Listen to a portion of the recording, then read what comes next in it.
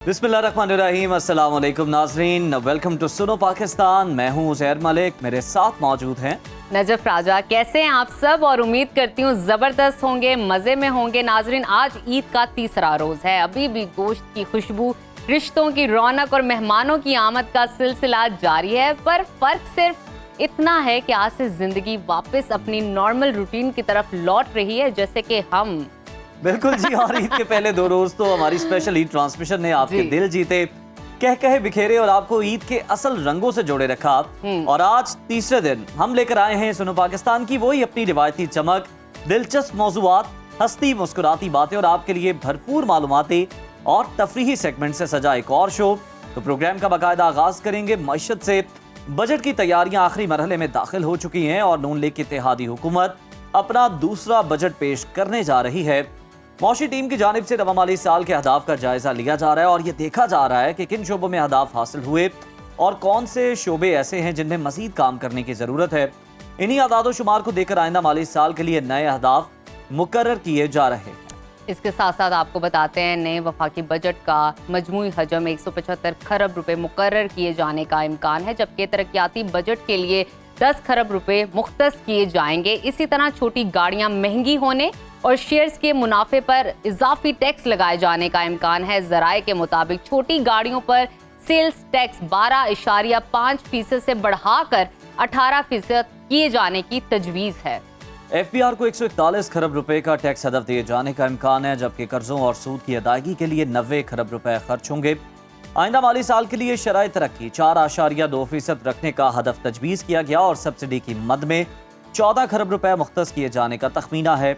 तरसीलात ज़र का हदफ 39 अरब 43 करोड़ डॉलर, बरामदात का हदफ 35 अरब 28 करोड़ डॉलर, जबकि दरामदात का हदफ 65 अरब 21 करोड़ डॉलर मुकर्रर किए जाने का इम्कान है। नया बजट गुज़श्ता माली साल के मुकाबले में 13 खरब रुपए कम होगा। हमें ज्वाइन किए माहिर मईशत और director Pakistan stock exchange Ahmed Chinoy साहब। बहुत शुक्रिया अहमद साहब आपके वक्त का। Welcome to Suno Pakistan. Sir, budget की तैयारियां हतमी मरहले में दाखिल हो गई हैं और IMF की सख्त शराइत जो हैं वो सामने आ रही हैं।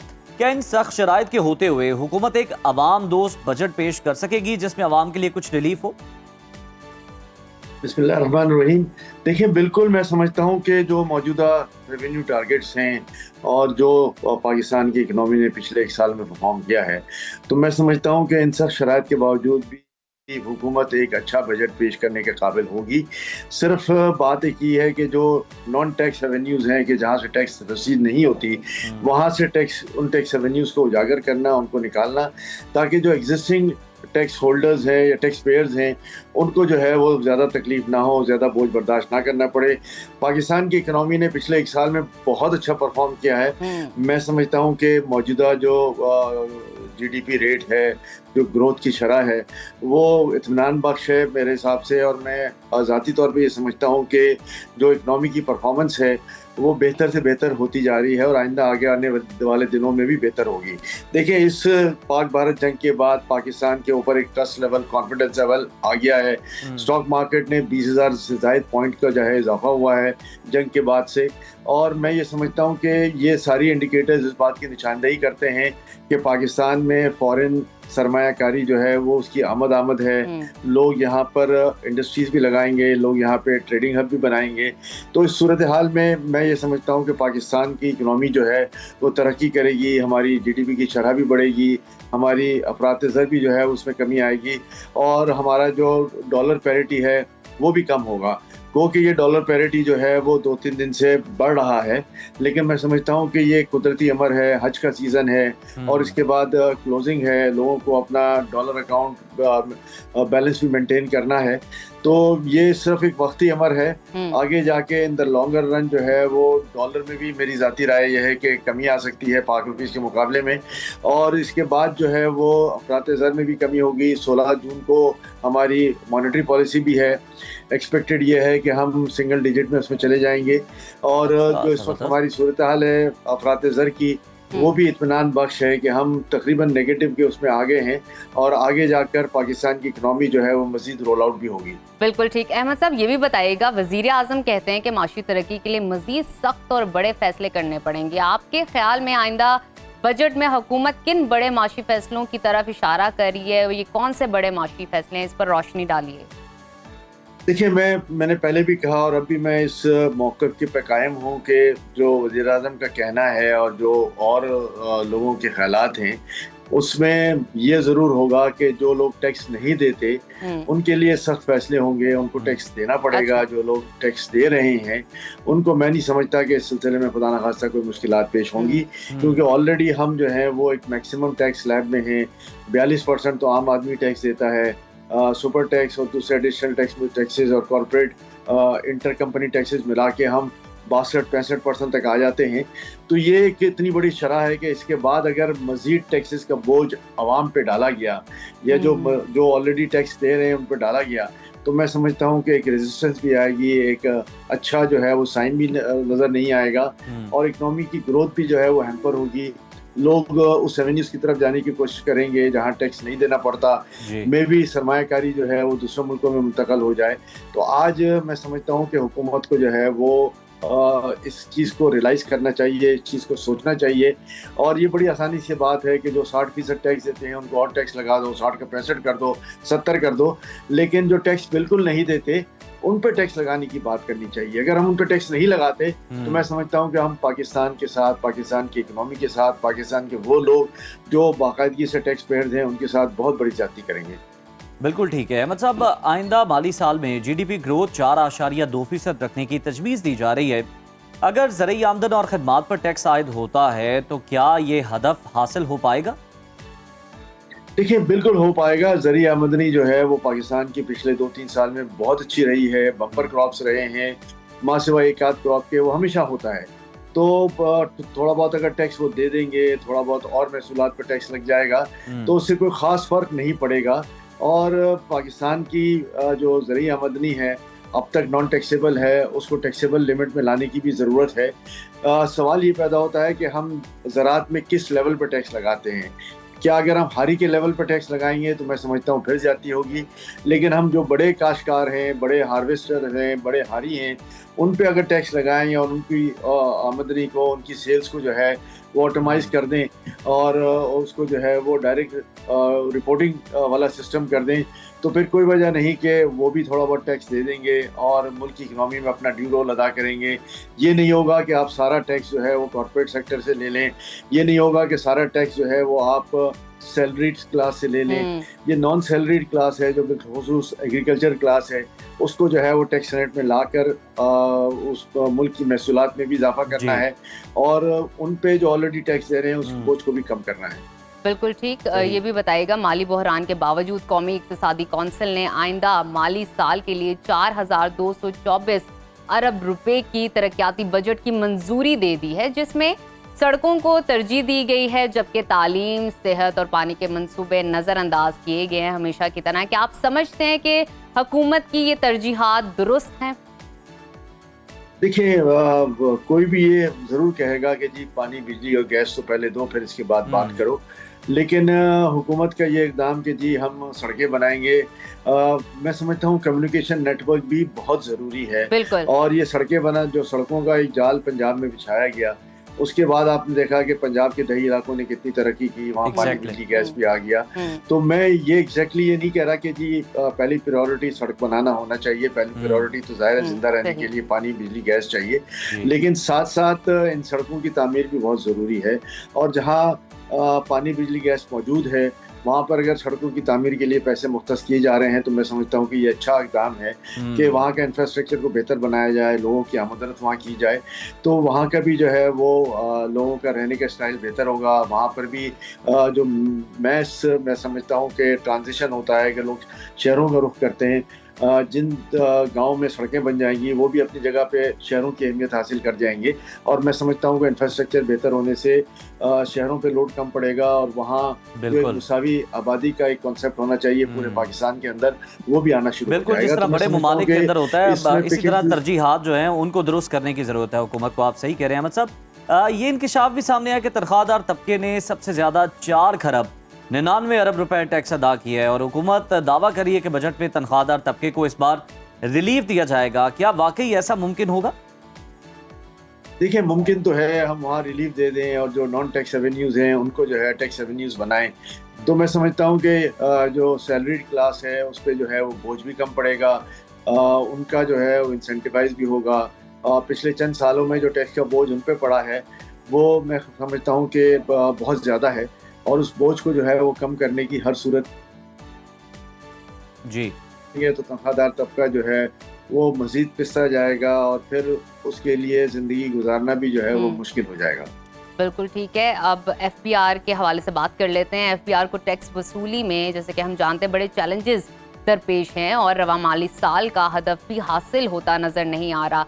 आपके ख्याल में टैक्स नेट बढ़ाना हुकूमत और एफबीआर के लिए कितना मुश्किल क्यों बन गया है और इसे किस तरह बेहतर बनाया जा सकता है? कोई तजवीज़ देना चाहे, कोई रिकमेंडेशंस देना चाहें? देखिए हम प्राइम मिनिस्टर के पास थे, पिछले हफ्ते हमारा एक डेलीगेशन था तमाम चैम्बर्स एसोसिएशन का, और वहाँ प्राइम मिनिस्टर भी थे, बाकी मिनिस्टर भी थे, फाइनेंस मिनिस्टर भी थे।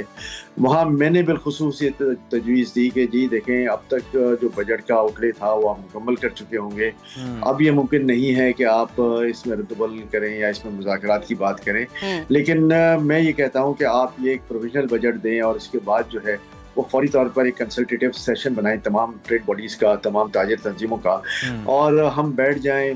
250 के करीब ताजिर तंजीमें हैं और एसोसिएशन और चैम्बर्स हैं, इन सब के जो है वो ख्यालात इज़ारात जो है वो एक टेबल पे बैठ के ले लें, उसको शॉर्टन डाउन करें उस ग्रुप को और एक फाइनल वर्किंग ग्रुप बना लें। ये एक 3 महीने का टास्क दें जहाँ ये बात तय हो जाए कि जी कौन कौन सा सेक्टर जो है वो किस तरीके से टैक्स नेट में आएगा और टैक्स देगा। ये हम लोगों को वॉलंटरीली करना पड़ेगा गवर्नमेंट के साथ बैठकर, और गवर्नमेंट को भी इस बात को रियलाइज़ करना चाहिए। और इसके बाद मैं समझता हूँ कि गवर्नमेंट को जो है वो एक चीज़ ज़रूर हम सबको जो है वो ये कमिटमेंट देना होगा कि जब हम ईमानदारी के साथ टैक्स नेट में आने की बात करेंगे, तमाम टैक्सेस को जो है वो गवर्नमेंट के अहदाफ को पूरा करने की बात करेंगे, तो फिर एफबीआर की तरफ से जो मनमानियाँ हैं, एफबीआर की तरफ से जो एक्सटॉर्शन की पॉलिसी है, एफबीआर की तरफ से जो हरासमेंट है, एफबीआर की तरफ से जो डायरेक्ट बैंकों से जो है वो पैसे चुरा लिए जाते हैं, तो मैं समझता हूँ कि उसका खात्मा हो जाना चाहिए, उनके वाइड रेंजिंग पावर्स खत्म हो जाने चाहिए।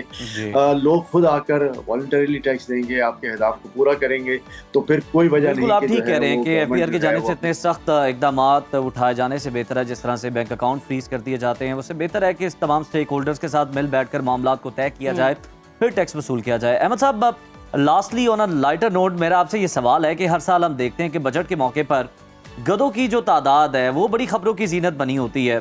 रवा माली साल की अगर हम बात कर लें तो मुल्क में गधों की तादाद में 1 लाख का इजाफा हुआ है, जिसके बाद मजमूई तादाद अब 60,47,000 पे पहुंच गई है। आप इस दिलचस्प खबर को किस नजर से देखते हैं?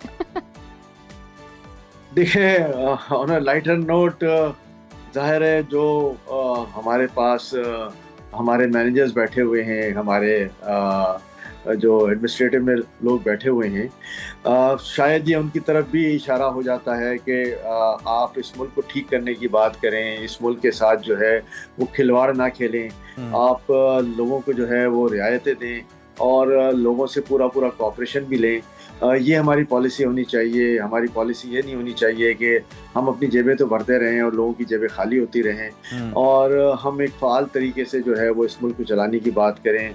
इस मुल्क को गधों की तरह ना चलाया जाए, इस मुल्क को घोड़ों की तरह चलाया जाए कि हमारी रफ्तार अच्छी हो, हम जो है वो एक फ़ाल तरीके से इस मुल्क की मईशत का हिस्सा भी बने और इस मईशत के हिस्से को जो है वो आगे लेके बढ़ें, ताकि मुल्क में माशी तरक्की भी हो और मुल्क में खुशहाली भी हो, और गरीब तबका जो हमेशा चीखो पुकार करता रहता है, बिल्कुल सही करता रहता है, उसकी सदाएं जो हैं वो कम होना शुरू हो जाएं और एक सही मुल्क, सही मानों में इस्लामी फलाही मुमलिकत और रियासत ये बने, और इस रियासत का जो है वो फ़ायदा आम आवाम को भी हो। बिल्कुल अहमद साहब, आपने बड़ा अच्छा तबसरा किया है कि इस मुल्क को गधे की रफ्तार नहीं बल्कि घोड़े की रफ्तार से चलाया जाना चाहिए। बहुत शुक्रिया सर आपके वक्त का, और नाजरीन बिल्कुल उम्मीद आ रही है कि हुकूमत तनख्वाहदार को भी रिलीफ देगी, क्योंकि यही तनख्वाहदार तबका है जिसने सबसे ज़्यादा, यानी बिजनेसमैन से भी बढ़कर जो है इसने टैक्स दिया है, और इस बार हम उम्मीद कर रहे हैं कि जनाब उन्हें कुछ रिलीफ मिल जाएगा। और साथ ही साथ एफबीआर को अपना टैक्स नेट बढ़ाने की ज़रूरत है, ना कि जो पहले से ही टैक्स नेट में शामिल हैं उन पर मजीद आप बोझ डाल दें। और अहमद साहब बहुत कुछ ना कह के भी बहुत कुछ कह गए हैं और समझने वाले समझ भी गए होंगे। तो नाजरीन इसी के साथ लेते हैं एक छोटी सी ब्रेक, आपने कहीं नहीं जाना, देखते रहिए सुनो पाकिस्तान। ईद उल अज़हा पर गोश्त, खास तौर पर फ्राई, बारबेक्यू और मसालेदार खानों की भरमार होती है। हम चाहते हुए भी खुद को रोक नहीं पाते, जिसके नतीजे में हर साल ईद के दूसरे और तीसरे दिन अस्पतालों में गैस, बदहज़मी, इसहाल और मैदे के दीगर मसाइल के मरीजों का रश देखने को मिलता है। नेशनल हेल्थ रिपोर्ट के मुताबिक ईद उल अज़हा के तीसरे दिन पाकिस्तान के शहरी इलाकों के बड़े अस्पतालों में मैदे की बीमारियों से मुतल्लिका इमरजेंसी केसेस में 30 से 40% इजाफा रिकॉर्ड किया जाता है। इसीलिए आज हमने सोचा कि एक्सपर्ट से जाना जाए, उनसे बातचीत की जाए कि इन दिनों में खाना खाते वक्त हमें किन बातों का खास ख्याल रखने की ज़रूरत है ताकि हमारा पेट भी ख़राब मत हो और हमारी जो ग़िज़ा है प्रॉपर तरीके से डाइजेस्ट हो जाए। इस वक्त हमारे साथ मौजूद हैं माहिर अमराज़ मेदा डॉक्टर इकरामुल हक साहब। बहुत शुक्रिया डॉक्टर साहब आपकी वक्त का। ईद का तीसरे रोज़ ही हम देखते हैं कि हॉस्पिटल्स में रश लग जाता है। मैदे से रिलेटेड जितने भी मसाइल हैं, वॉमिटिंग है, हैज़ा है या डायरिया किसी को हो गया है, एक तो वजह हम जानते हैं, इसके अलावा और कौन सी वजूहात है? बिस्मिल्लाहिर्रहमानिर्रहीम, thank you so much for invitation. देखिए, इसमें आमतौर पे दो किस्म के प्रॉब्लम्स चल रहे होते हैं। एक तो ये है कि जैसे आपने जिक्र किया कि ओवर ईटिंग है, किसी को वैसे प्री एग्जिस्टिंग प्रॉब्लम नहीं है, ओवर ईटिंग ही सबसे बड़ा मसला बनता है। क्योंकि गोश्त ऑब्वियसली मिकदार में ज़्यादा है तो लोग माना रवि बिल्कुल उस वक्त तैयार नहीं करते और ऐसे लगता है जैसे कि वो बस लास्ट खाना है और वो तो सबसे बड़ी वजह ये है। दूसरा ये होता है कि कुछ ना कुछ प्री एग्जिस्टिंग प्रॉब्लम है, जैसे मिसाल के तौर पे किसी को ऑलरेडी मैदे का मसला है, किसी को तेज़ाबियत की शिकायत है, किसी को कोई आंतों की बीमारी है या उनको मैदे के वैसे मसाइल हैं कि खाना सही हज़म नहीं कर पाता है, तो वो भी जब अगर गोश्त थोड़ा सा मिकदार से ज़्यादा इस्तेमाल करेंगे तो वो प्रॉब्लम करेगा। सेकेंडली ये होता है कि उस वक्त लोग अपनी मेडिसिन वगैरह जो जैसे for example pre existing problem है उसकी छोड़ देते हैं या वो कहते हैं जी जैसे अब तो ये तो जो एक चूँकि त्यौहार है, मज़हबी है, चीट डे है जी, आज तो कुछ भी कर लें जी, कोई मसला नहीं होगा, तो वो आमतौर पे ये दो बीमारी का कोई चीट डे नहीं है, बड़ा बरकत वाला गोश्त। यस, ये सबसे बड़ी ये आप कहना चाह रहे थे जब ये आप एग्जैक्टली। अच्छा डॉक्टर साहब, ये भी बताएं कि ईद के दिनों में बार बार गर्म किया हुआ गोश्त जो है वो खाने से मैदे पर क्या असरात मुरतब होते हैं और गोश्त को कितनी दफा गर्म करना जो है वो सेफ रहता है? क्योंकि देखते हैं कि बड़े से पतीले में लोग बना के रख लेते हैं, जिसको जो चाहिए वो बार बार गर्म करके उसको खाता है। नहीं, इसमें बिल्कुल देखें, सबसे पहले तो ये है कि अक्सर ये होता है कि इंतज़ार हो रहा होता है उधर से कि जैसे ही गोश्त मतलब बकरा का या गाय का तैयार हुआ है तो फ़ौरन आप पकाना शुरू करते हैं। उसके कुछ टाइम देना चाहिए उसको। देखें कि एटलीस्ट, बल्कि जो एक्सपर्ट्स हैं वो तो कहते हैं कि 4 to 6 आवर्स आप दें, क्योंकि देखें अभी ब्लड सर्कुलेशन उसके अंदर हो रही है, जो हाइड्रेशन है प्रॉपर वो नहीं हो पाती है, तो थोड़ा सा टाइम एटलीस्ट देना चाहिए। 2-4 घंटे लाजमी आप उसको दें, उसके बाद आप उसको पकाएं। फिर डेफिनेटली जब आप इसको बार बार गर्म करेंगे, ऑब्वियसली जो जिस आपने ऑयल में पकाया है वो डीनेचर्ड हो जाता है और इसके अलावा जो गोश्त है उसकी अफादियत भी और उसकी जो ग़िज़ाइयत है उसमें कमी आना शुरू हो जाती है, कंटामिनेशन के चांसेस ज़्यादा होते हैं। तो ऑब्वियसली उसमें यही है कि अगर जैसे आपने वैसे स्टोरेज भी करनी है तो हमेशा वो कहते हैं कि एक पोर्शन में करें कि आप एक दफ़ा अगर आपने फ्रीज़ फॉर एग्जांपल किया है उसको दोबारा निकाल के दोबारा उसको थॉ करके दोबारा वापस उसका रिफ्रीज ना करें। तो ये बार बार वाकई इस तरह जब हम कर रहे होते हैं तो उससे ऑब्वियसली कंटामिनेशन, बैक्टीरियल इन्फेक्शन के चांस ज़्यादा होते हैं, बदहज़मी के चांस बढ़ जाते हैं। बिल्कुल ठीक है डॉक्टर साहब, आपकी मौजूदगी का फ़ायदा उठाएंगे। मुझे ये बताइए, अमूमन भी वैसे भी हमारे घरों में होता है, एकदम से आपने नॉर्मल खाना खाया, कोई बैक्टीरिया चला गया है, आपको इतनी शिद्दत की वॉमिटिंग शुरू हो जाती है, सर दर्द शुरू हो जाता है, पेट में दर्द होता है। अब हॉस्पिटल भी समहाउ कभी कभी दूर होता है, घर में ड्राइवर नहीं है, गाड़ी नहीं है, इस तरह के मसले मसाइल अमूमन हर घर में हो जाते हैं, तो फौरी इक़दामात क्या होने चाहिए इस चीज़ को बैलेंस करने के लिए कि आप क्लिनिक जा सको या हॉस्पिटल पहुंच सको? देखिए, ये बहुत अहम एक आपने पॉइंट उठाया और ये अक्सर फील होता है और लोगों को प्रॉब्लम होती है ईद पे जैसे, और ईद में अब से जाना मतलब सबका हॉस्पिटल्स को लेके जाना भी एक प्रॉब्लम होता है। तो सबसे देखें, पहली चीज़ तो ये है कि आप डी-एस्केलेट करें उस वक्त, अब रोक दें। मतलब ये है कि जो आप गोश्त और एक आपने प्लान किया हुआ है उस पर थोड़ा सा एक ठहराव लाएं और उसके बाद अपने मैदे को थोड़ा सा टाइम दें। क्योंकि ये है कि लोग मतलब हर 2-4 घंटे के बाद किसी फॉर्म में गोश्त ही ले रहे होते हैं, तो एक तो उसको स्किप करें और थोड़ा सा एक लाइट मील की तरफ आएँ। थोड़ा सा मतलब जो है जैसे आप कहवा पी लें, कोई लाइट सी चीज़ ले लें, उसमें घर में अगर आपके पास लीमू वगैरह है और वो सिंपल आप जिसे हम शिकंजबीन कहते हैं, कुछ इस तरह की लाइट सी चीज़ देना शुरू करें। ORS अगर है तो थोड़ा सा उसका इस्तेमाल करें। वॉमिटिंग के लिए जब भी आया है, सबसे पहले देखें स्टमक में कुछ भी आप और भेजेंगे तो फिर वो आगे डिस्टर्ब हुआ है। तो सबसे पहला यह है कि आप थोड़ा सा गैप दें खाने में, थोड़ा सा स्टमक को रेस्ट दें। फिर आपके पास घर में जैसे कुछ ना कुछ आपने इमरजेंसी में मेडिसिन रखी होती है वॉमिटिंग की, वो ले लें। और उसके बाद ये है कि देखें कि अगर तो बहुत ज़्यादा वॉमिटिंग बार बार आ रही है तो उससे सबसे जो बड़ी चीज़ होती है वो डिहाइड्रेशन हो जाती है, पानी की शदीद कमी हो जाती है।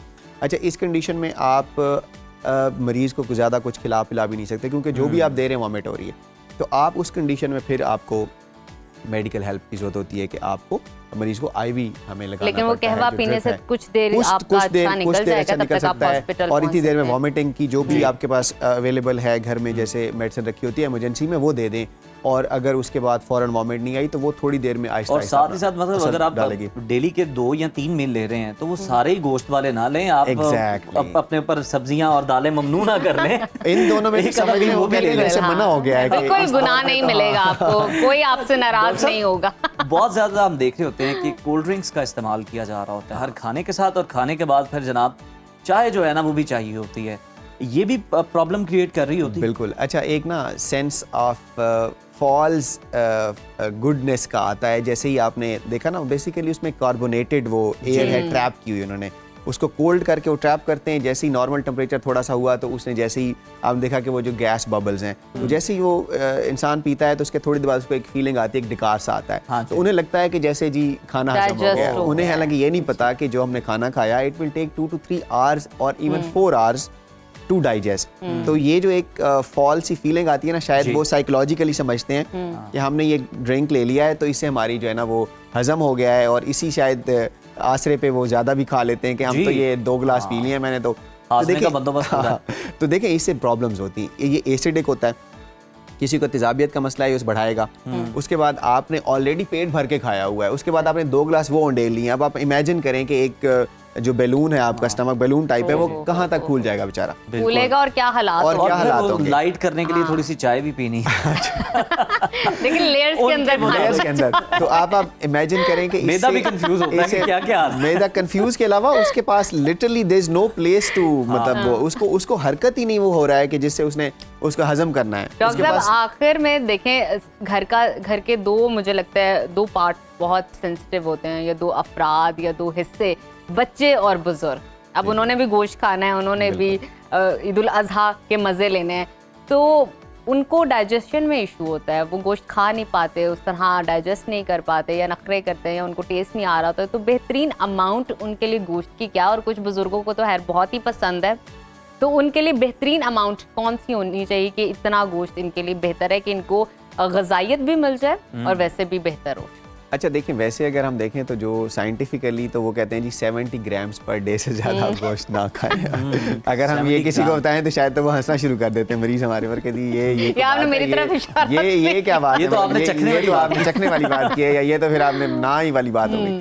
तो देखिए, मेरे ख्याल में बुजुर्गों के लिए या बच्चों के लिए ख़ास तौर पे ये हो कि उन्हें एक तो वो आप दें फॉर्म जिसमें वो बहुत गला हुआ गोश्त हो। अक्सर ये होता है कि मतलब टीथ का प्रॉब्लम होता है, डेंचर्स का उनका इशू होता है, तो वो ये होता है कि अक्सर हमारे पास ज़्यादातर एल्डरली या बच्चों का आता है, वो ट्रैप फंस जाता है। जैसे वो अक्सर उस वक्त वो ले लेते हैं, गरम होता है, ऑयल वाला होता है जी, वो यहाँ से तो चला गया गले से, वो आगे जाके फंस जाता है। अच्छा। तो मूवमेंट भी स्लो होती है जो ग़िज़ा की नाली की, तो हमेशा उन्हें बहुत अच्छा गले हुई फॉर्म में दें, छोटी छोटी मतलब बोटियाँ हों उसमें हों, और ऑब्वियसली देखें वही बात कि म्याना रवि थोड़ी मिकदार हो, इतनी हो कि जितनी वो बच्चा भी हजम कर सके, बड़ा भी कर सके, क्योंकि ऑब्वियसली सारा साल ही होता है इस चीज़ के लिए, ये तो नहीं है कि एक ही दिन है कि जिसमें सारा ही खाना है। तो बिल्कुल मिनिमम अमाउंट जिसमें वो ले सकें, हौसले से खाएं, हौसले से खाएं।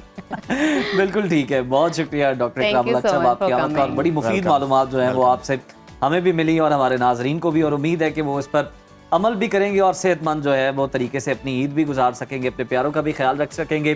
तो इसी उम्मीद के साथ जनाब बढ़ते हैं एक ब्रेक की जानिब। Stay with us. Welcome back to Suno Pakistan. नाजरीन, पाकिस्तानी खवातीन हुनर, हौसले और खुद एतमादी की एक रोशन मिसाल हैं। लाहौर की एक बाहिम्मत खातून ने अपने घर में जदीद मशीन लगाकर कुदरती तरीके से तेल निकालने का मुनफरिद काम शुरू किया है। खातून ना सिर्फ खालिस तेल तैयार कर रही हैं, बल्कि दूसरों के लिए भी रोजगार के जरिए प्रोवाइड कर रही हैं, न्यू अपॉर्चुनिटीज लेकर आ रही हैं। हमारी रिपोर्टर रुबीना यूसुफ ने इस हवाले से खुसूसी रिपोर्ट तैयार की है, तो आइए वो देखते हैं।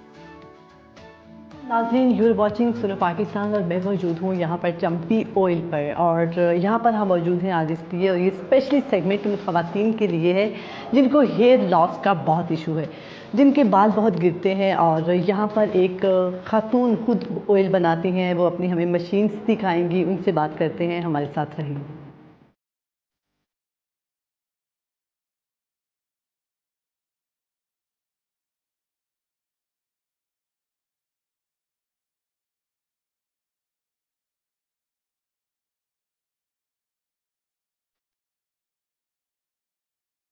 आई have with me doctor Suman, जो कि खुद से हेयर ऑयल बनाती हैं, उनसे बात करते हैं। अस्सलाम वालेकुम। कैसी हैं आप? ठीक। इतना खूबसूरत आइडिया कहाँ से लिया आपने, किससे इंस्पायर हुई कि आपने खुद से हेयर ऑयल बनाना स्टार्ट कर दिया? बेसिकली मार्केट में ना, जब 3 साल पहले मेरे बहुत ही छोटे से बाल थे, तो मुझे बड़ा क्रेज़ हुआ कि यार बाल लंबे होने चाहिए, क्योंकि वो कहते हैं कि औरत की ना 90% ब्यूटी ना हेयर होती है। मैंने कहा अच्छा, इसका मतलब मैं को 10% प्यारी हूँ कि मेरे तो इतने से बाल है बिल्कुल। फिर वो करते कराते बड़े हेयर ऑयल्स लिए, कुछ पका रहे थे, कुछ धूप में रख रहे थे, कोई काला नीला। आई केम टू अ पॉइंट कि यार देखो इसमें क्या लॉजिक है।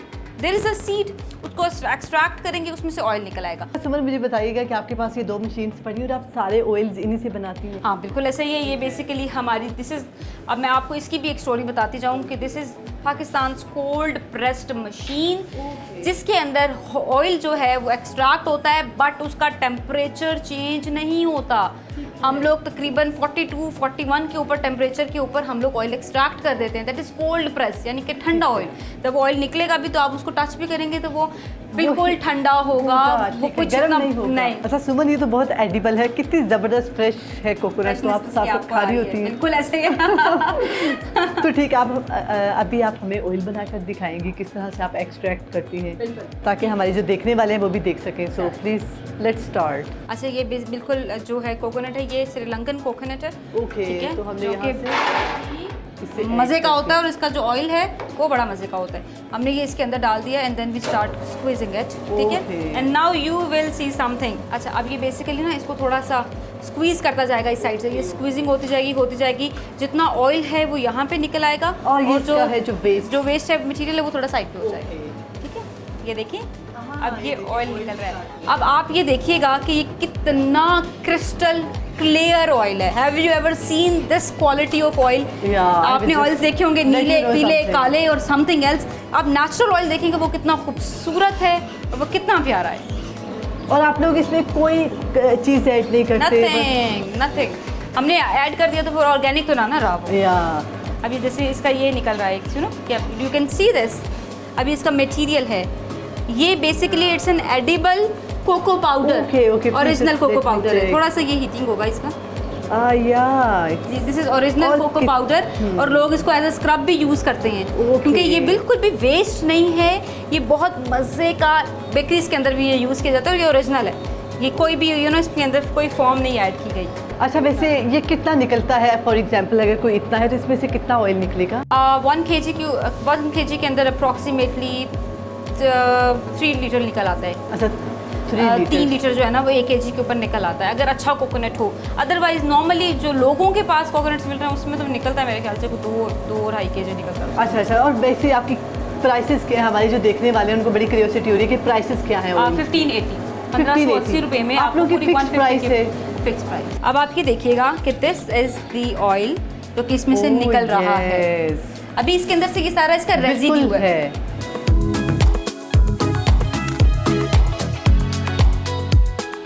परफेक्ट। और आप लोग इसकी फिर ये जो बॉटल्स हमें नजर आ रही हैं, तो आप लोग इसको फिर नहीं, ये तो बेसिकली हमारी वैसे टेक्सचर बॉटल्स हैं। अभी दिस इज नॉट रेडी, ठीक है।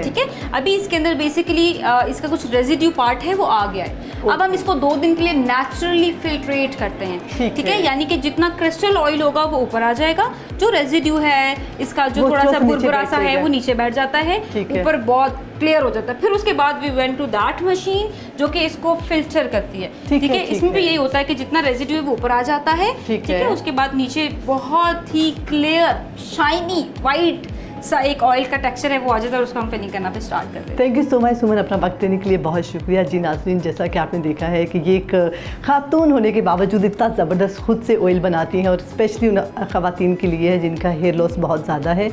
और अच्छा, ये कह रही थी कि अगर आप ये नेचुरल हेयर ऑयल के लिए अगर आप यूज़ करेंगे, जो कोकोनट अभी उन्होंने एक्सट्रैक्ट किया है, तो आपके जो बाल हैं वो बाकी ही गिरना बंद हो सकते हैं। तो जी नाज़रीन, उम्मीद है कि आपको ये सेगमेंट बहुत पसंद आया होगा। ऐसे ही सेगमेंट्स देखने के लिए देखते रहिए सुनो पाकिस्तान। जी, बड़ा जबरदस्त पैकेज था जो कि रुबीना ने तैयार किया, और डॉक्टर सुमन राव तो वैसे ही बड़ी टैलेंटेड हैं। हमारे पास आती हैं, एजुकेशन के हवाले से बात करती है, बच्चों की तरबियत के हवाले से बात करती है, लेकिन ये जो इनका हिडन टैलेंट था वो हमने डिस्कवर किया है कि तेल के हवाले से भी मार्केट में जो ऑयल मिल रहे हैं, फर्क ये है कि वो बहुत ज्यादा, उन्हें हम देखते हैं कि बहुत ज्यादा आग पे पकाया जाता है, उनके न्यूट्रिएंट्स खत्म हो जाते हैं। ये पहला ऑयल है जो कि कोल्ड प्रेस है, और इसके अलावा अगर हम देखें तो कितने साफ सुथरे तरीके से इसको तैयार किया जा रहा है। और दूसरी बात ये कि नजफ, आप जो काम कर रहे हैं, मतलब अगर आप फिटनेस कोच हैं तो आपका खुद भी फिट होना जरूरी है। मैं यही बात करने वाली सुमन थी। ये ऑयल बेच रही है तो आप उनके बाल चेक करें, ओह माय गॉड, देख के पता चलता है कि सच में इनका जो तेल है आजमूदा है। तो आगे बढ़ते हैं नाजरीन, अब कुछ शॉर्ट स्टोरीज बिल्कुल जी, और आपको बताएं कि 7 अरब से ज्यादा आबादी वाली इस दुनिया के अंदर तकरीबन 6.25 लाख अफराद ऐसे हैं जिनकी उम्र 100 साल से ज्यादा है। आज आपको उनकी कहानी सुनाते हैं, और एक ऐसे ही शख्स की कहानी है थाईलैंड से ताल्लुक रखने वाले की, जिनकी उम्र 105 साल है। थाई एथलीट सवैंग जैनप्रम की, जिन्होंने गुज़श्ता दिनों ताइवान में होने वाली वर्ल्ड मास्टर गेम्स में 4 सोने के तमगे अपने नाम किए। आपको बताते हैं, इंटरनेशनल न्यूज़पेपर द गार्डियन को इंटरव्यू देते हुए सावंग ने बताया कि उन्होंने 97 साल की उम्र में एथलीट गेम में मुकाबला करने का फैसला किया। और दिलचस्प बात यह है कि इन्हें एथलीट बनने का जो मशवरा दिया था वो उनकी बेटी सिप्रन ने दिया था, जो खुद थाई वेटरन एथलेटिक एसोसिएशन की एक एथलीट हैं। और साथ ही साथ आपको बताते हैं कि उनकी उम्र है 73 साल। और श्रीपन का कहना था, उनकी बेटी का बेसिकली कहना था कि पहले तो हम अपने वालिद की सेहत के बारे में बहुत ज़्यादा फिक्रमंद होते थे, मगर 21 मुकाबलों और 78 तमगों के बाद उनकी जो फिक्र थी अपने वालिद के हवाले से बिल्कुल खत्म हो गई है। इंटरव्यू में जब 105 साल थाई एथलीट से उनकी सेहतमंद और कामयाब जिंदगी का राज पूछा गया, तो उन्होंने बताया कि वर्जिश को मामूल बनाना, सेहत बख्श ग़िज़ाएं, खुशगवार मिजाज, हमेशा पुरसुकून रहना, साफ फजा में सांस लेना और सफाई का ख्याल रखने जैसी आदत उनकी तवील उम्र और कामयाबी के राज हैं। उनका कहना था कि घर से बाहर जाने और जिस्मानी तौर पर मुतहर्रिक रहने से जिस्मानी फिटनेस से भी ज्यादा फायदा होता है। जब उनसे उनकी डेली रूटीन के बारे में पूछा गया तो सवांग ने बताया कि उनके दिन का आगाज सुबह 5:30 बजे होता है। वो नाश्ते में 2 उबले अंडे खाते हैं, जबकि सब्जियां और फल भी खाते हैं। इसके बाद वो सुबह 6 से 7 चले जाते हैं साहिल पर, और वहां जाके स्टेडियम में अपनी बेटी के साथ ट्रेनिंग करते हैं। और पहले 1 से 2 किलोमीटर चहलकदमी भी करते हैं। इसके बाद 1 से 2 बार वो 100 मीटर तेजी से दौड़ते हैं। और इसके अलावा वो जो है जेवलिन थ्रो और शॉट पुट जैसे खेलों में भी प्रॉपर प्रैक्टिस करते हैं, और उनकी महारत है।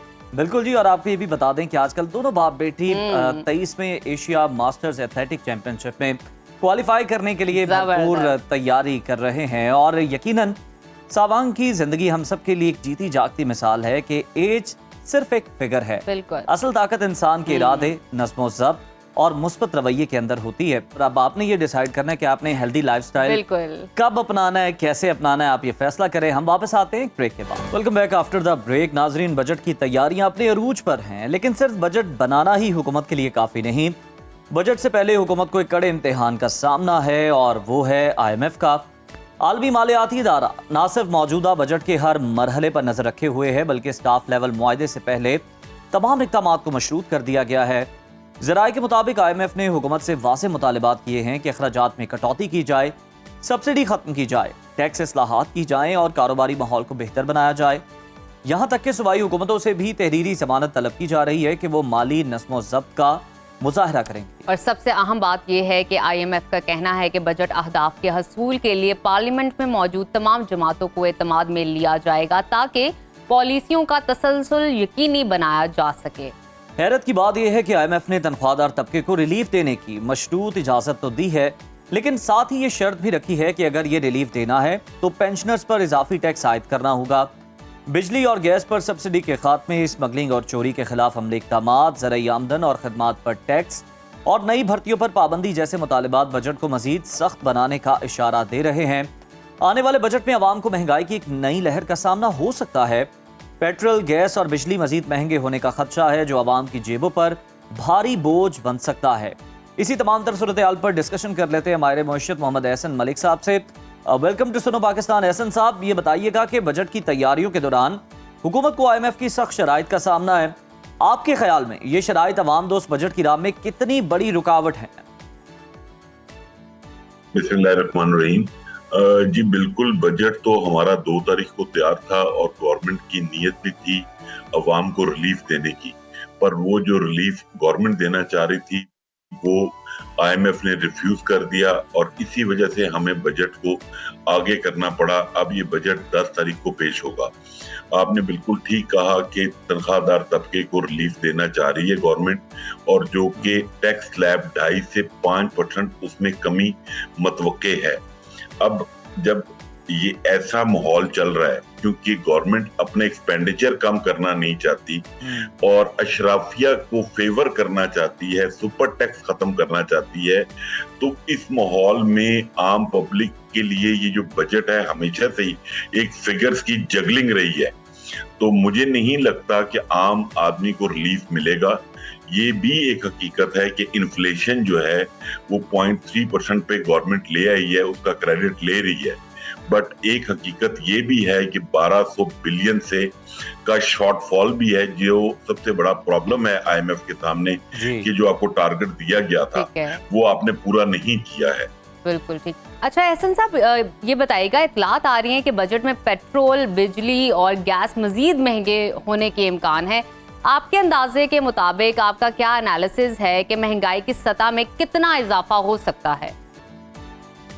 जी बिल्कुल, गवर्नमेंट जो रिलीफ देगी सैलरीड क्लास को या जो सुपर टैक्स कम कर रही है अशराफिया के ऊपर, उसका बोझ अवाम पे तो पड़ेगा और वो बिजली और पेट्रोल की सूरत में होगा। पेट्रोल में कोई 50 से 100 रुपए की लेवी लगाने की तजवीज है, लेकिन उसको गवर्नमेंट ऐसे केटर करना चाह रही है कि इंटरनेशनल प्राइसेस पेट्रोल की नीचे आ रही हैं, तो वो रिलीफ पब्लिक को पास ऑन ना किया जाए और प्राइसेस को यहीं पे रिटेन किया जाए, तो वो शायद महंगाई तो डेफिनेटली बढ़ेगी और लेकिन साथ को थोड़ा बहुत आप ये कह लें कि लोगों को रिलीफ मिल जाएगा, सैलरी क्लास को, या जो टैक्स स्लैब कम होंगे और को 5-10% सैलरी क्लास की इजाफा हो जाएगा। इसमें जो पेंशनर्स का आपने जिक्र किया, पेंशनर्स के ऊपर तहफ्फुज़ात ये हैं कि जो 2-2 लोग पेंशन ले रहे हैं या जो अब्रॉड बैठे हुए हैं और डॉलरों में पेंशन ले रहे हैं, उनको केटर करना चाहिए, उनको चेक करना चाहिए ताकि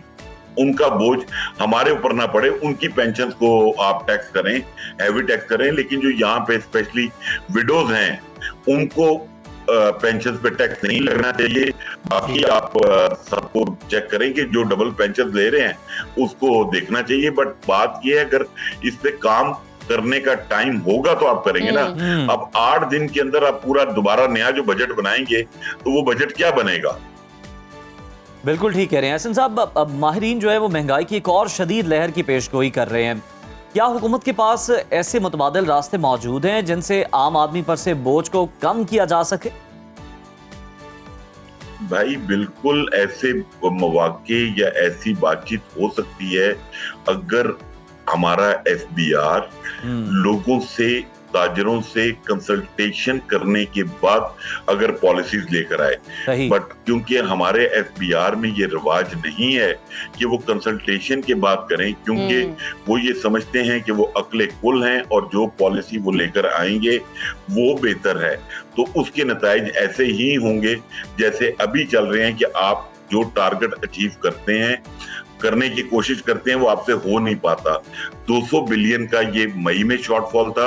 ओवरऑल अगर आप टारगेट से देखें तो 1200 बिलियन का आपका ये शॉर्टफॉल है, और जो एक्सपेक्टेड है नेक्स्ट ईयर में इन्फ्लेशन वो 7.5% तक इन्फ्लेशन जाने का चांस है। एहसन साहब, हम तनख्वाहदार तबके की पहले भी बात कर रहे थे, पेंशनर्स की बात कर रहे थे।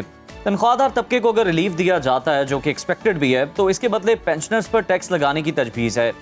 क्या बजट में तनख्वाहदार तबके को किसी हकीकी रिलीफ की उम्मीद रखी जा सकती है? भाई बात ये है कि बिल्कुल आटे में नमक के बराबर रिलीफ होगा। लोगों को मतलब आप एक लॉलीपॉप दे देंगे कि जी हमने, क्योंकि गवर्नमेंट ने तो हमेशा बजट पास करते वक्त कहती है ये अवाम दोस्त बजट है और इससे लोगों को रिलीफ मिलेगा। अब वो 2.5 से 5% का स्लैब कितना अफेक्ट करेगा ये तो आप खुद भी कैलकुलेट कर सकते हैं कि 1 लाख रुपए जिसकी सैलरी है और अगर उस पर 2.5% टैक्स कम हो रहा है तो इट्स अ मैटर ऑफ 2,500 रुपए। तो इस वक्त जो महंगाई की लहर है या जो एक्सपेक्टेड है वो इससे कहीं ज्यादा होगी। तो गवर्नमेंट को चाहिए कि कोई ऐसे मेजर्स ले, ऐसे स्टेप्स ले जिससे मुल्क में इकोनॉमिक एक्टिविटी बेहतर हो। सही।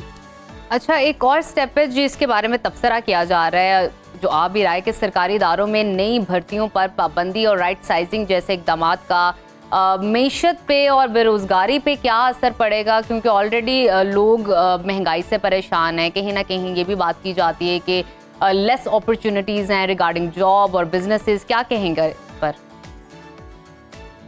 बात ये है, जॉब तो पहले ही काफी हद तक आपके सामने बंद हैं, बट एहसन इकबाल साहब अभी स्पेशली ये जो क्रिप्टो करेंसी के हिसाब से वो बिलाल बिन साकिब साहब को बनाया गया एसए टू पीएम। अब आप उसको अगर सामने रखें कि गवर्नमेंट का इशू सबसे बड़ा ये है कि वो ऑप्टेक्स की तरफ जा रही है, ग्राउंड रियलिटी की तरफ नहीं है। हम एसए टू पीएम लगा रहे हैं क्रिप्टो करेंसी पे, उसके लिए 2000 मेगावाट का हम सोलर हाउस बनाने में इंटरेस्टेड हैं। ब्लूमबर्ग की ये खबर बन जाती है, बट ग्राउंड रियलिटी ये है कि स्टेट बैंक और आपकी अदारे एजेंसीज वो क्रिप्टो करेंसी को एक्सेप्ट नहीं कर रहे, अलाउ नहीं कर रहे। तो इसी तरह कंट्रडिक्शन बहुत है। गवर्नमेंट चाहती है कि हम लोगों को रिलीफ दें, बट उसके लिए रिलीफ देने के लिए उनको आईएमएफ की अप्रूवल चाहिए, वर्ल्ड बैंक की अप्रूवल चाहिए। आप एक, क्योंकि आईएमएफ प्रोग्राम में है, आपको उसके अंदर रहते हुए चीजों को साथ लेकर चलना है। एहसन साहब, आईएमएफ की जानिब से ये मुतालबा भी किया गया है कि हुकूमत बजट अहदाफ के उसूल के लिए पार्लियामेंट की तमाम जमातों को एतमाद में लेकर अमल दरामद यकीनी बनाए, यानी ये मुतफिका बजट होगा जो पास हो। आईएमएफ का ये मुतालबा है। क्या हुकूमत, आपको लगता है कि मौजूदा सूरत हाल के अंदर तमाम पार्लिमानी जमातों को बजट पर एतमाद में ले पाएगी? मैं ये समझता हूँ गवर्नमेंट के लिए बजट पास कराना इशू ही कोई नहीं है। जिस तरह का 1 पेज मैकेनिज्म चल रहा है, बजट पास करवाना तो गवर्नमेंट के लिए इशू ही कोई नहीं है। बजट पास हो जाएगा। बात जो मैंने जो पहले बात की कि जो बजट 10 को पेश होगा वो हेस्टीनेस में तैयार हो रहा है। जो 24-25 को प्रेजेंट फाइनल पास होगा वो थोड़ा डिफरेंट होगा।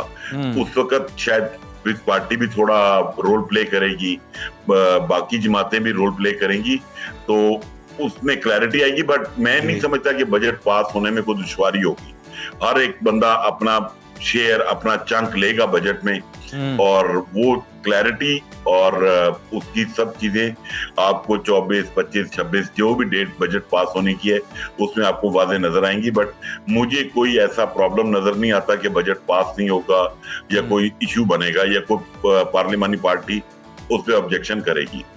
बिल्कुल ठीक है, और होना भी इसी तरह चाहिए। बहुत शुक्रिया, माहिर मैशत एहसन साहब हमारे साथ मौजूद थे और ये बता कि मुतफिका तौर पर जो बजट है वो मंजूर हो जाएगा, क्योंकि इस वक्त जो तमाम जमातें हैं उनके अंदर हमआहंगी पाई जाती है और इससे हवाले से वज़ीर आज़म ने पहले ही तमाम जमातों के रहनुमाओं को एतमाद में ले लिया, जो कि बड़ा खुश आइंदा है।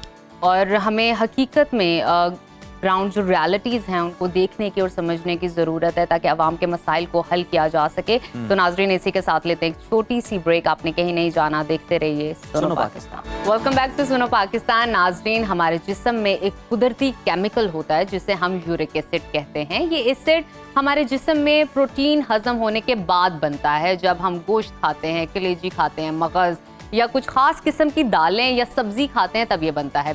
तो इनमें मौजूद जो प्यूरिन नामी एक मादा टूट कर बेसिकली यूरिक एसिड बनाता है। आमतौर पर ये यूरिक एसिड गुर्दों के जरिए हमारे जिस्म में खारिज हो जाता है। जब जिस्म में यूरिक एसिड ज्यादा मिकदार में बनने लगता है या फिर गुर्दे इसको सही तरीके से खारिज नहीं कर पाते, तो ये एसिड खून में जमा हो जाता है और जब इसकी मिकदार बहुत ज्यादा बढ़ जाए तो फिर ये क्रिस्टल की शक्ल में हमारे जॉइंट्स में जमना शुरू हो जाता है, जिससे नतीजतन जोड़ों में दर्द, सूजन, सुर्खी या जलन की शिकायत पैदा होती है।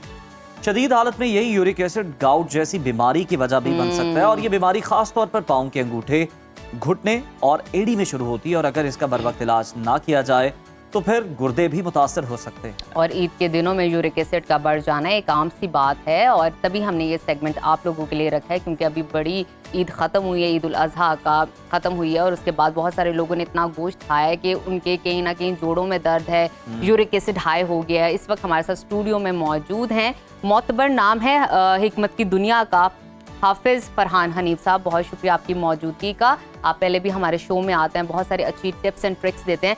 मैं आपसे बात करना चाहूँगी, जर्नल ऑफ क्लिनिकल रेमेटोलॉजी की रिपोर्ट के मुताबिक जब भी ईद उल अज़हा ख़त्म होती है तो भारत, बांग्लादेश या पाकिस्तान में यूरिक एसिड के जो मरीज़ हैं उनकी तादाद में 30% इजाफा हो जाता है। एक तो इसकी वजह तो हमें पता है क्योंकि गोश्त खाया है, कोई रोक नहीं सका अपना हाथ, लेकिन इसको कंट्रोल कैसे किया जाए? ये शुक्रिया आपका। इसको कंट्रोल करने के लिए सबसे बेहतरीन है कि आप जब गोश्त खाएं तो उसको एतदाल के साथ खाएं। जैसे बसियारखोरी बहुत बड़ा ये मसला है कि लोग उतने, आप इसकी चेक करें तो हुक्मा कहते थे कि उतने लोग वैसे नहीं मरते बीमारियों से जितने ज़्यादा खाने की वजह से मरते। खाने की वजह से अब होता क्या है कि हम जब जैसे ही ये गोश्त खाया है कुर्बानी पे तो उसमें होता ये है कि हम चिकन, ये मटन, बीफ बहुत ज़्यादा खाते हैं, फिर उसमें मसाले बहुत ज़्यादा होते हैं। और ये जो आपने बात कही यूरिक एसिड तो जिगर जो है जब उसके अंदर हरारत बढ़ जाती है, बाइल ज़्यादा पैदा होती है तो ये जिगर की गर्मी की वजह से ही ये मसला होता है। अब जब फिर यूरिन अच्छे तरीके से नहीं आता और ये जब पैदा हो जाता है फिर मसाइल पैदा होते हैं। मसाइल ऐसे हैं कि अक्सर औक़ात फिर लोग इतनी अद्वियात खाते हैं इसको कंट्रोल करने के लिए और जितनी भी इसके लिए अद्वियात इस्तेमाल की जाती हैं वक्ती रिलीफ के लिए वो फिर जॉइंट हार्ड होना शुरू हो जाते हैं। अक्सर औक़ात हमारे पास पेशेंट आते हैं इस चीज़ के, तो हम उन्हें समझाते हैं कि आपने जब गोश्त खाना है तो कोशिश करें एक तो मटन खाएं, उसमें सब्जी का ज़रूर इस्तेमाल करें। जैसे मौसम के हिसाब से घिया, कद्दू, घिया, तोरी, टिंडे आ चुके हैं वो शामिल कर लें। उसके बाद सब्जी के साथ दही या सलाद का इस्तेमाल लाजमी करें, फिर फलों का इस्तेमाल लाजमी करें। ऐसे अफराद जिनका यूरिक एसिड 8 पॉइंट से क्रॉस या 8 पॉइंट तक है वो तो कोशिश करें ना ही खाएं क्योंकि ये किडनी के ऊपर इफेक्ट करेगा। इसमें एक और चीज भी है, अगर आप गोश्त के अंदर सब्जी नहीं भी डालना चाहते तो सैलेड का एक प्लेट तैयार कर लीजिए जो कि गोश्त के साथ आप खाएं। हकीम साहब नुस्खों की तरफ आएंगे, क्या आप हमें कहवे बता रहे हैं, कौन सी फक्की बता रहे हैं जिससे हमारा ये जो यूरिक एसिड है जो बढ़ गया है कंट्रोल हो जाए? एक से ज्यादा चीजें बताने वाले हैं, काफी कुछ देख सकते हैं। ऐसा है कि अक्सर औक़ात ईद में ऐसे ही हुआ है कि लोगों ने गोश्त खाया, जब सुबह उठे हैं तो स्वेलिंग थी जोड़ों के ऊपर, हाथ ऐसे बंद नहीं हो रहे थे और घुटने में दर्द, टखनों में दर्द या पाँव के जो अंगूठा उसके अंदर दर्द। तो इसके लिए बड़ा बेहतरीन एक ज़बरदस्त किस्म का कहवा है, उसमें घर में ही चीज़ें पड़ी होती हैं। आपने अदरक ले लेना है, एक टुकड़ा छोटा सा, इससे भी बिल्कुल थोड़ा सा लेना है। उसके बाद आपने ये सब्ज़ इलायची ले लेनी है 3 अदद। उसके साथ आपने ये सौंफ ले लेनी है 3 चुटकी सौंफ और 3 अदद सब्ज़ इलायची और 1 टुकड़ा आपने अदरक का लेना है।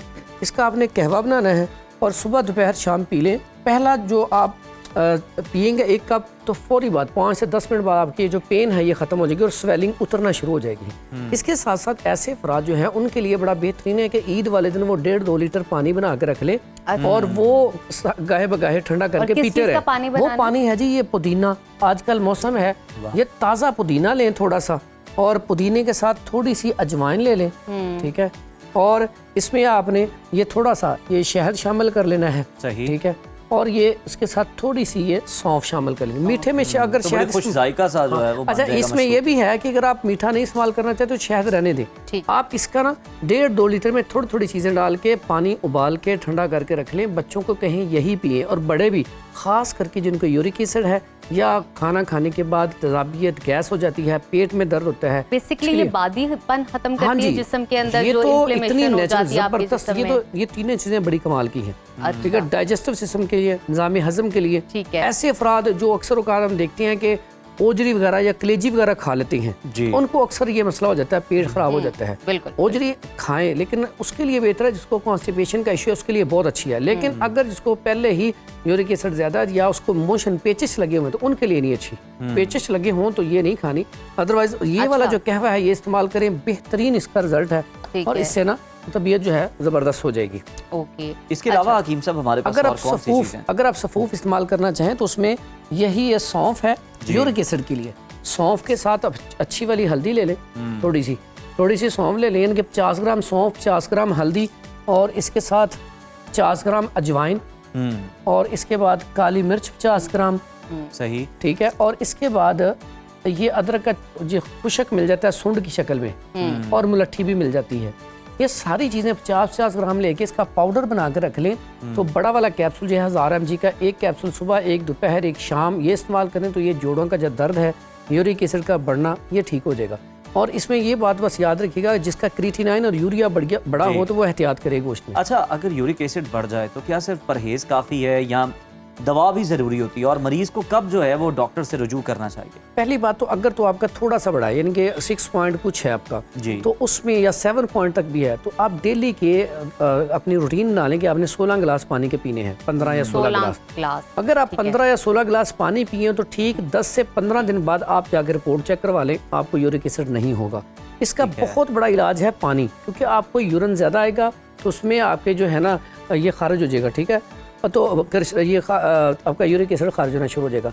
इसमें एहतियात सिर्फ इतनी होती है, पानी बहुत बड़ा इलाज है। कितने पेशेंट के ऊपर मैं ये तजर्बात कर चुका हूँ। सिर्फ इसमें क्या करना है, सब्जियां, फल और सलाद देना है। इसमें आपने कोई mutton, beef, chicken, fast food, bakery item बंद करनी है, परहेज करना है और सिर्फ पानी पीना है, बेहतरीन है। जब इससे बढ़ जाए तो फिर आप नुस्खा जात लाजमी इस्तेमाल करें। आप लहसुन अकेला भी इस्तेमाल कर सकते हैं, सिर्फ लहसुन जो है उसका कहवा बना के उसमें लेमन निचोड़ के वो पी लें, या नमकीन शिकंजवी बगैर नमक के लेमन निचोड़ के पानी वो पी लें, वो भी बड़ा बेहतरीन है। लेकिन जिन लोगों को लहसुन बहुत गर्म लगता है, उसकी मतलब जिन लोगों की ऑलरेडी बॉडी में हिद्दत है, उनको अगर गर्म लगता है तो वो कितनी मिकदार इस्तेमाल करें? लहसुन बिल्कुल 1 से 2 तुरी आप ज्यादा पानी लेके ना उसमें उबाल के रख लें। तो उसमें आप वो बार बार पीते रहें, थोड़ा सा लेमन निचोड़ लिया करें, कुछ भी नहीं कहेगा तबीयत को। आप अगर ज्यादा तेज, अच्छा, कहवा बनाने का भी तरीका होना चाहिए। कहवा लोग बनाते हैं, उसको पकाते रहते हैं, इतना वो पीने को दिल नहीं करता, कड़वा हो जाता है। आप कहवा बनाना आसान है कि आप पानी गर्म जब उबलना शुरू हो जाए तो फिर आप उसमें ये चीज़ें डालें, ऊपर से आप उसे ढक दें। ठीक है, उसके बाद आप उसे ना आंच बंद कर दें, 5 मिनट तक उसी तरह पड़ा रहने दें, ताकि उसे स्टीम से, भाप से वो बन जाए। उसके बाद पिए, कलर भी बिल्कुल अच्छा होगा। फिर उसके बाद शहद अगर गुड़ शामिल करना है तो आप उसके साथ पी सकते हैं। जिन लोगों को, जैसा आपने कहा ना, बार बार आप यूरिन करें तो वो चीज़ सॉर्ट आउट हो जाएगी, आपका जो यूरिक एसिड है वो बैलेंस हो जाएगा। अब जिनको किडनी का ऑलरेडी इशू है, उनके लिए आपके पास कोई नुस्खा हो जो शेयर कर सकें? बेहतरीन है किडनी के लिए ऐसे पेशेंट जिनका ना क्रिएटिनिन यूरिया बढ़ा हुआ है, उन्हें चाहिए कि ये ना भखड़ा, इसको खार खस्क भी कहा जाता है। क्या कहा आपने? भखड़ा, इसको खार खस्क भी कहते हैं। ठीक है। और ये फसलों को खराब करता है, लेकिन इंसानी सेहत के लिए इतना अच्छा है कि इसका कहवा बना के ना 1.5 लीटर पानी में थोड़ा सा उबाल के रख लें, तो इसका पानी पिए, क्रिएटिनिन और यूरिया नॉर्मल पे आ जाएगा। इसके साथ साथ ये एलर्जी के लिए भी बेहतरीन है और कमर दर्द के लिए भी। अल्लाह ताला ने इसमें नेचुरल स्टीरॉइड रखा है, और ये कमर दर्द के लिए पहले जो हमारे बावजदाद में माएँ पंजीरी या पांडा वगैरह बनाती थी ना, उसमें ये बखड़ा जरूर डालती थी, क्योंकि ये कमर दर्द के लिए बड़ा कमाल का रिजल्ट है इसका। इसी तरह एक चीज़ मैं यूरिक एसिड के हवाले से, अक्सर गोश्त खाते हैं लोग तो उनको ना पेचिश लग जाते हैं, ईद वाले दिन ही ज़्यादा खाना खाने की वजह से मोशन लग जाते हैं, पेचिश लग जाते हैं। उनके लिए बड़ा आसान सा एक नुस्खा है, वो अगर हम जामन जो है अक्सर आते हैं ना, तो जामन खा लिया करें, तो गुठली संभाल लिया करें, खुशक कर लिया करें। इसी तरह अनार खा लिया करें और इसके छिलके खुशक कर लिया करें। ये आपका फ्री का नुस्खा, कोई पैसे नहीं लगे आपके। अब इसको आपने दोनों को ग्राइंड करके रख लेना है, बच्चा हो बड़ा हो, इसको ना आपने चम्मच का चौथाई सा, बच्चा हो तो 2-3 चुटकी, बड़ा हो तो चम्मच का चौथाई सा। मीठा आप कोई भी डाल लें, चीनी, गुड़, शक्कर, किसी भी मीठे शरबत के साथ दे दें, फौरी तौर पर रिलीफ है।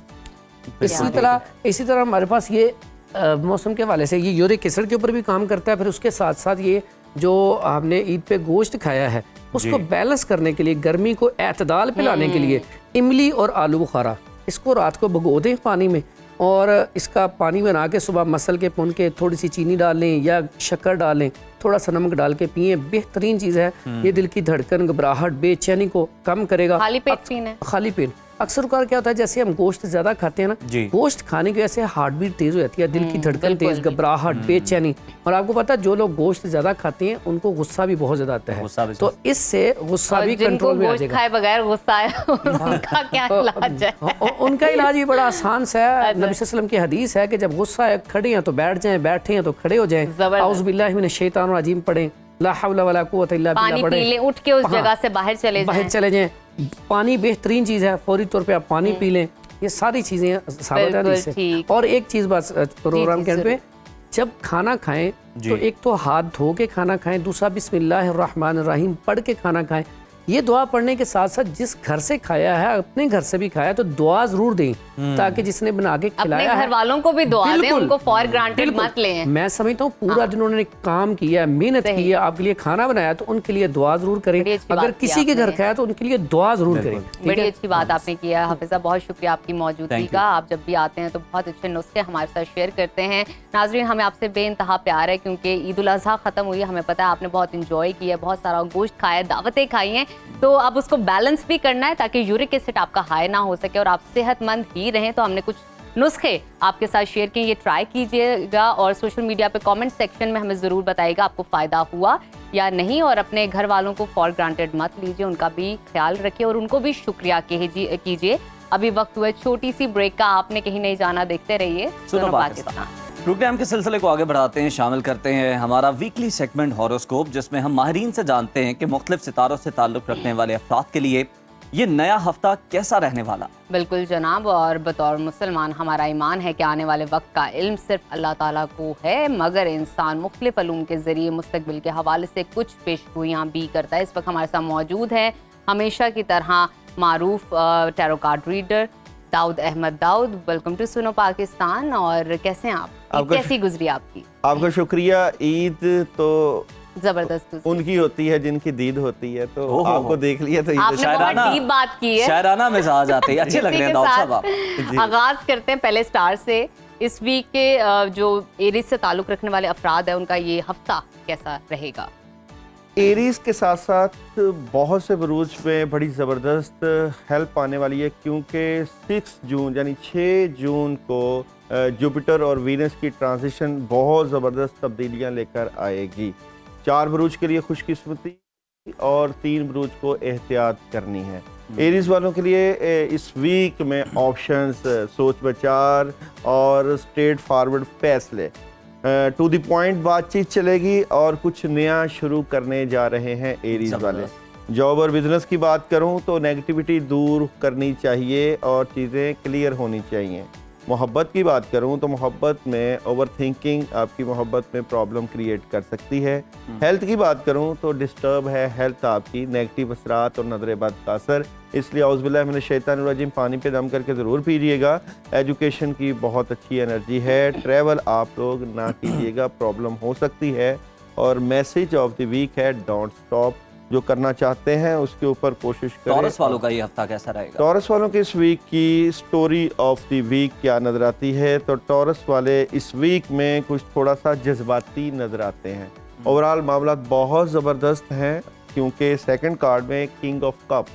अगर आप बड़ा कुछ करना चाहते हैं तो ज़रूर कीजिएगा, क्योंकि आपकी भी वो एनर्जी है जो कि इस वीक में, क्योंकि जब आप देखें कि जब जुपिटर और वीनस की एनर्जी आपके साथ अटैच करेगी तो फिर आपके पुराने और सॉलिड फैसले आपको बेहतरी की तरफ लेकर जाएंगे, कामयाबियां मिलेंगी। जॉब और बिजनेस की बात करूं तो अंधा एतमाद नहीं करना, और मोहब्बत की बात करूं तो बैलेंस करने की कोशिश करनी है, और हेल्थ वॉक ज़रूर करें, और एजुकेशन के मामलात में डिस्टर्बेंस और ट्रैवल आप लोग कर सकते हैं। और पढ़ने के लिए आप लोगों के लिए औज़ुबिल्लाहि मिनश शैतानिर रजीम 10 टाइम रोज़ाना पानी पे दम करना बहुत ज़बरदस्त रहेगा। और मैसेज है पीसफुल रेजोल्यूशन का। बिल्कुल ठीक है। जेमिनाई का ये हफ्ता कैसा रहेगा? जेमिनाई वालों की इस वीक की स्टोरी ऑफ द वीक की बात करें तो जेमिनाई वाले इस वीक में एहतियात करें, क्योंकि यहाँ पे चेंजिंग है और ये चेंजिंग आपको डिस्टर्ब कर सकती है, नेगेटिविटी आ सकती है और मामला डिस्टर्ब हो सकते हैं। बिल्कुल एहतियात करनी चाहिए। गुजरे हुए वक्त की बजाय आने वाले वक्त की प्लानिंग और बड़ी एहतियात के साथ, मशवरे के साथ। जॉब और बिजनेस की बात करूं, अच्छी अपॉर्चुनिटीज़ मिलेगी, कामयाबी मिलेगी। मोहब्बत की बात करूं तो एहतियात ज़रूर कीजिएगा, और यहाँ पे बिस्मिल्लाहिर्रहमानिर्रहीम खुला पढ़ना इस पूरे वीक में ज़बरदस्त रहेगा। हेल्थ, रूहानी मामला ठीक करेंगे तो सेहत बेहतर हो जाएगी। एजुकेशन में प्रॉब्लम नज़र आती है, सही करें इसको। और ट्रैवल आप कर सकते हैं, लेकिन रूहानी किसी सफ़र की तरफ जा सकते हैं। और मैसेज है कंप्रोमाइज़ का इस वीक में। कैंसर वालों की इस वीक की स्टोरी ऑफ द वीक की बात करें तो कैंसर वाले इस वीक में क्या करने जा रहे हैं? बहुत अच्छी और ज़बरदस्त एनर्जी है। नाइट ऑफ कप्स, कुदरत आपको कुछ बड़ा अता कर सकती है। आपकी सिक्स सेंस, इंट्यूशन बहुत ज़बरदस्त है। जिम्मेदारियों का बोझ रहेगा। इस वीक में थर्ड पार्टी सिचुएशन भी नज़र आती है, तो बहुत प्रोडक्टिव वीक है ये। जॉब और बिजनेस की बात करूं तो अपॉर्चुनिटीज़ मिलेंगी, बहुत ज़्यादा मिल सकती हैं। मोहब्बत की बात करूं तो हासदीन से बचना है, लेकिन आप कामयाब रहेंगे। हेल्थ की बात करूं तो ज़बरदस्त सेहत है आप लोगों की। एजुकेशन में बहुत अच्छी हेल्प है और ट्रैवल आप लोग कर सकते हैं पढ़ने के लिए। ला इलाहा इल्ला अंता सुब्हानका इन्नी कुन्तु मिनज़ ज़ालिमीन, ज़बरदस्त एनर्जी और मैसेज है कम्युनिकेट क्लियरली। लियो क्या कहता है? लियो वालों की इस वीक की स्टोरी ऑफ द वीक की बात करूं तो लियो वाले क्या करने जा रहे हैं इस वीक में? बहुत अच्छी एनर्जी है, द सन का कार्ड और शम्स की एनर्जी आपके कैरियर, आपके फ्यूचर में बहुत अच्छी एनर्जी लेकर आ रही है। बड़ी पॉजिटिव खबरें और जजमेंट, खुशियाँ, पिकनिक, फैमिली के साथ वक्त गुजारना, इस तरह का माहौल आपको मिलेगा इस वीक में। जॉब और बिजनेस में अपॉर्चुनिटी है इस वीक में लियो वालों के लिए। मोहब्बत की बात करूं तो कंप्रोमाइज़ भी है और शेयरिंग भी है, अच्छी एनर्जी है। हेल्थ की बात करूं तो सही सेहत नज़र नहीं आती, अपनी सेहत का ख्याल रखिएगा। एजुकेशन 50-50 है तलबा तलबात की, और ट्रैवल आप लोग इस वीक में न कीजिएगा, एहतियात कीजिएगा। मैसेज है कुछ दिनों में मामला हल होंगे। और पढ़ने के लिए सूरह नास 10 टाइम रोजाना पानी पे दम। विर्गो वालों के इस हफ्ते मामला कैसे रहेंगे? विर्गो वालों की इस वीक की स्टोरी ऑफ द वीक की बात करें तो जनाब विर्गो वाले इस वीक में क्या करने जा रहे हैं? एक तो फजूल खर्ची से बचना है बिल्कुल, और जो कुछ बड़ा करना चाहते हैं उसकी प्लानिंग की बिल्कुल ज़रूरत है। और अपने अगर पेरेंट्स हैं, बुजुर्ग हैं, उनका ख्याल रखें और आँख कान खुले रखने हैं, क्योंकि चीटिंग होने का चांस नज़र आता है। जॉब और बिजनेस की बात करूँ तो फ़ायदा उठा रहे हैं, दूसरों को भी फ़ायदा दे रहे हैं। और मोहब्बत में फ़ाइटिंग डिस्टर्ब कर सकती है, लड़ाई झगड़ा और बहस आपकी मोहब्बत में प्रॉब्लम ला सकती है। सेहत सुस्ती रहेगी, सेहत से मुतल्लिका वॉक ज़रूर करें। एजुकेशन में क्लैरिटी मिल जाएगी। ट्रैवल आप लोग अभी ना कीजिएगा, अगर करना हो तो सलामुन कौलन में रब्बे रहीम पढ़ के 21 मरतबा घर से जाइएगा इस वीक में। या अजीज़ो या जबार का विर्द और मैसेज यस का है आप लोगों के लिए इस वीक में। लिब्रा क्या कहते हैं? लिब्रा वालों की इस वीक की स्टोरी ऑफ द वीक क्या नजर आती है? तो लिब्रा वाले क्या करने जा रहे हैं? अच्छा जी, नया आगाज़ है लिब्रा वालों के लिए इस वीक में। बहुत ज़बरदस्त अपॉर्चुनिटी, चाहे पैसे के मामलात हों, चाहे माली मामलात हों, चाहे जॉब से मुतल्लिका मामलात हों। दी एम्परर मौजूद है। लिब्रा वाले इस वीक में जितना ज़्यादा काम करेंगे, जितनी प्लानिंग करेंगे, उतना ही बेहतर पोजीशन पर बैठेंगे और फ़ायदे उठाएंगे। जॉब और बिजनेस की बात करूँ तो डिटर्मिनेशन है, कुछ बड़ा करने की कोशिश है, लेकिन अपने जो कॉलीग्स हैं वहाँ गुस्सा नहीं करना। मोहब्बत की बात करूँ तो अपॉर्चुनिटी है।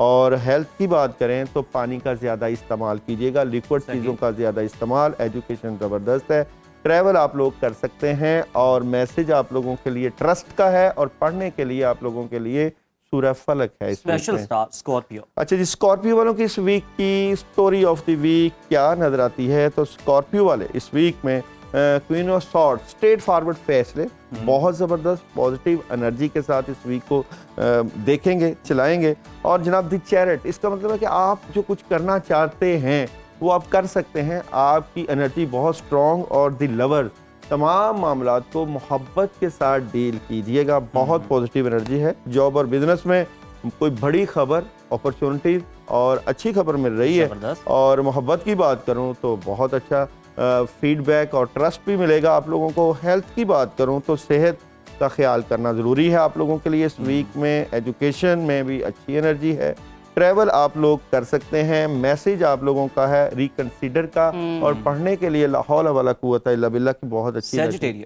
सजिटेरियस वालों की इस वीक की स्टोरी ऑफ द वीक क्या नजर आती है? तो सजिटेरियस वाले इस वीक में अपने दुनियावी मामलात को कंट्रोल करने की भरपूर कोशिश करेंगे, पुरसुकून तरीके से मामला चलाएंगे। लेकिन इस वीक में कुछ डिले है, इसलिए आप जो भी मामला डिले हैं उसकी प्लानिंग कर लीजिए आने वाले वीक के लिए। इस वीक में एहतियात भी ज़रूरी है। जॉब और बिजनेस में बातें अपने तक रखेंगे, फ़ायदा उठाएंगे आप लोग। बातें सीक्रेट अपने पास रखें। मोहब्बत में ख्वाहिशें पूरा हो सकती हैं। हेल्थ की बात करूँ ज़बरदस्त है सेहत। एजुकेशन डिस्टर्ब है तलबा तलबात की। ट्रैवल आप लोग कर सकते हैं, सफ़र पेश आ सकता है। और अपनी सेहत का ख्याल रखें, इम्प्रूविंग हेल्थ का मैसेज है। और पढ़ने के लिए आप लोगों के लिए सूरह फातिहा 2 मरतबा, आयतुल कुर्सी 11 मरतबा, पानी पे दम करके पिएंगे तो अच्छी एनर्जी ले लेंगे। कैप्रिकॉन वालों की इस वीक की स्टोरी ऑफ द वीक क्या नज़र आती है? तो कैप्रिकॉन वाले इस वीक में बहुत ज़बरदस्त एनर्जी के मालिक नज़र आते हैं। आपके स्टार्स आपको बहुत मजबूत पोजीशन पर ले जाएंगे। और जनाब जस्टिस का कार्ड है, कोई एग्रीमेंट साइन हो सकता है। मामलात में बहुत बैलेंस और स्पिरिचुअलिटी बहुत ज़बरदस्त। आपकी इंट्यूशन, आपकी रूहानियत आपको फ़ायदा देगी। जॉब और बिजनेस में किसी बात को दिल पे नहीं लगाना। और जनाब यहाँ पे आप लोगों की मोहब्बत में कामयाबी। और हेल्थ की बात करें तो हेल्थ बड़ी ज़बरदस्त। एजुकेशन 50-50 ट्रैवल आप लोग कर सकते हैं। पढ़ने के लिए आप लोग या अल्लाहु या रहमान का खुला विर्द करेंगे तो बड़ी पॉजिटिव एनर्जी को पालेंगे। और मैसेज आप लोगों के लिए है फॉरगिवनेस का, माफ कर दें अपने अजीजों कारब को या अपने दुश्मनों को। नेक्स्ट एक्वेरियस वालों की इस वीक की स्टोरी ऑफ द वीक क्या नजर आती है? तो एक्वेरियस वाले इस वीक में बहुत पॉजिटिव एनर्जी के मालिक नजर आते हैं। बहुत ज़बरदस्त एनर्जी है, कामों का आगाज़ बहुत अच्छा होगा, पैसे आएंगे, हालात में बेहतरी है। पेज ऑफ वॉन्ड्स 2-3 ऑप्शन पे काम भी करेंगे, कामयाबी के साथ हालात इम्प्रूव करेंगे, लेकिन हासदीन से बचना है। जॉब और बिजनेस कामों में लगे हुए नज़र आते हैं, मसरूफ़ हैं, इसी से फ़ायदा है। मोहब्बत में भी खुशियां हैं, कामयाबियां हैं। हेल्थ की बात करूं, कामयाबी है। एजुकेशन ज़बरदस्त है। ट्रैवल आप लोग कर सकते हैं। और मैसेज आप लोगों के लिए है बी असर्टिव का। और पढ़ने के लिए आयतुल कुर्सी 2 मरतबा रोजाना बहुत अच्छी एनर्जी लेकर आएगी। बहुत खूब। पाइसेस का ये हफ्ता कैसा रहने वाला है? पाइसेस वालों की इस वीक की स्टोरी ऑफ द वीक की बात करूं तो पाइसेस वाले भी इस वीक में बहुत पॉजिटिव एनर्जी के मालिक नजर आते हैं। रुके हुए काम इस वीक में ज़रूर होंगे, प्लानिंग अच्छी रहेगी। जजमेंट का कार्ड है, फैमिली को वक्त देंगे, घर में सुकून रहेगा और कुछ बड़ा करने की तरफ जाएंगे जिसका आपको फ़ायदा होगा। जॉब और बिजनेस में अपॉर्चुनिटीज़ है, कामयाबी है, अच्छी एनर्जी है, पैसे आएंगे, कुछ नया कारोबार और बिजनेस जॉब चेंज कर सकते हैं। मोहब्बत की बात करूं तो अच्छी शेयरिंग है, बातचीत गुफ्तो शनीद से ही मामलात आपके कंट्रोल रहेंगे और अच्छी एनर्जी है। हेल्थ डिस्टर्ब है और सेहत का ख्याल करें। एजुकेशन में प्रॉब्लम आ सकती है, ट्रैवल अभी ना करें। और मैसेज आप लोगों के लिए है बिग हैप्पी चेंज का, लेकिन उसके लिए आप लोगों को ला इलाहा इल्ला अंता सुब्हानका इन्नी कुन्तु मिनज़ ज़ालिमीन 21 टाइम रोज़ाना पढ़ना आपको हेल्पफुल करेगा। बहुत शुक्रिया दाऊद साहब, आपने तमाम सितारों के हवाले से बता दिया कि किन को जो है एहतियात बरतने की ज़रूरत है इस हफ्ते के अंदर और किन के जो रुके हुए काम हैं वो फौरी हो जाएंगे इस हफ्ते के अंदर। तो नाज़रीन, ये था हमारा आज का प्रोग्राम। आज के लिए हमें इजाज़त दीजिए, दोबारा कल इंशाल्लाह आपकी खिदमत में हाजिर होंगे। तब तक के लिए अल्लाह ने अल्लाह हाफ़िज़।